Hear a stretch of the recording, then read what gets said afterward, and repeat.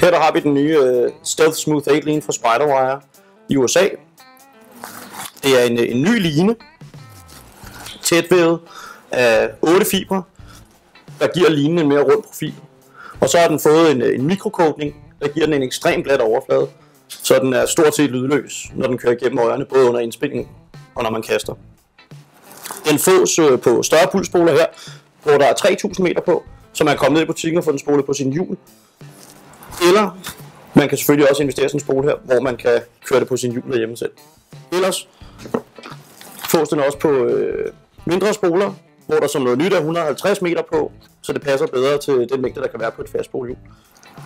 Den fås i den her grønne version, og så fås den i en transparent hvid også, som der er meget populær.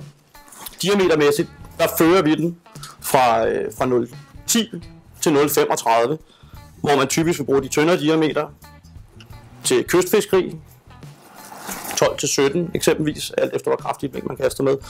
Og i de lidt kraftigere liner fra, lad os sige, 20 til 25, eksempelvis kraftigere gedefiskeri med store gummiavn osv. Og selvfølgelig laves den også i 0,35 til det kraftige havfiskeri, eksempelvis Øresund eller en tur til Nordnorge.